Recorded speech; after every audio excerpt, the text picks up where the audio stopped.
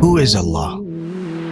Allah subhanahu wa ta'ala is the creator of the universe, the king of everyone, and the Lord of everything. He is the only one who deserves to be worshipped.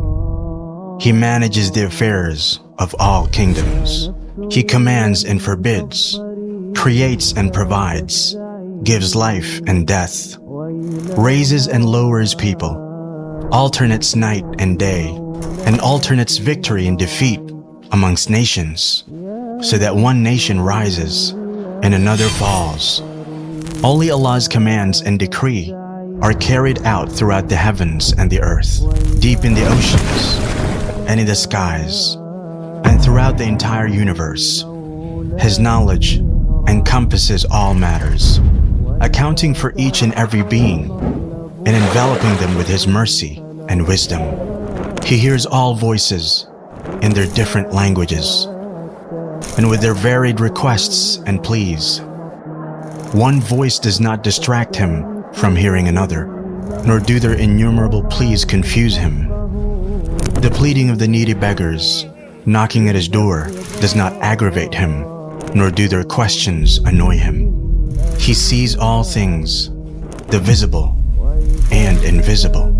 He sees the black ant crawling across a solid black rock in a pitch-dark night. No matters are hidden from Him, nor are secrets withheld from Him. He has knowledge of all that has occurred and all which has yet to occur. Everyone in the heavens and the earth beseech Him for their needs. Every day, He attends to His creation.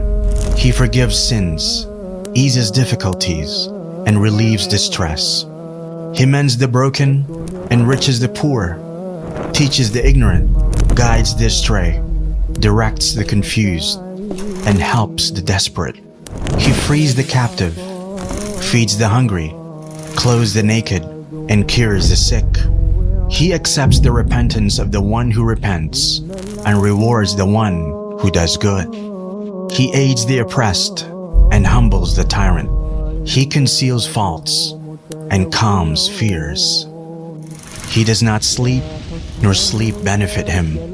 The deeds of the night ascend to Him before those of the day, and the deeds of the day before those of the night. Light is His veil. If He were to lift His veil in this world, the splendor of His face would burn all of His creation. What He possesses is not diminished by what He gives, for His right hand always remains full. On the day of judgment, the whole earth will be enclosed in a single grip of His hand, and all the heavens will be rolled up in His right hand. Then He will shake them and say, I am the King. I am the King. It is I who created the world out of nothingness, and I who will return it to how it was. No sin is too great for Him to forgive. No request too great for Him to fulfill.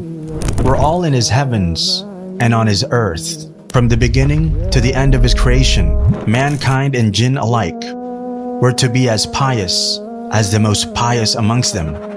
This would not increase His sovereignty in the slightest. And if they all, from the beginning to the end of His creation, mankind and jinn alike, were to be as sinful as the most sinful amongst them, this would not decrease His sovereignty in the slightest. If all those in His heavens and on His earth, human beings and jinn, living and dead, were to assemble in one place and ask Him, and He gave each one of them what they asked for, this would not decrease what He has by even an atom's weight. He is the first before whom there is nothing, the last after whom there is nothing. He is the Most High, and there is nothing above Him. The most near, and there is nothing closer than Him. He is the most blessed and exalted. He is the most worthy of being worshipped and remembered. He is the most deserving to be thanked and praised. He is the most compassionate of kings, the most generous of those who are asked, the most forgiving of those who have power, and the most just of those who take revenge. With his knowledge comes wisdom. With his might, his forgiveness. And with his withholding, his wisdom.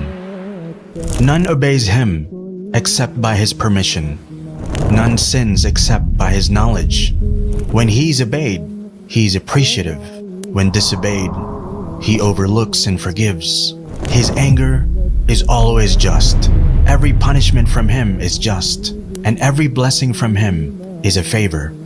He is the closest witness and the nearest protector. He records the deeds and sets down the appointed times for all things. When he intends something to be, he only says it to be, and it is. He's the king who has no partner, the unique who has no rival, the perfect master who has no companion or child. He's the independent who has no helper. Everything will perish except his face. Every kingdom falls except his kingdom. Every grace except his has its limits. There is none like him.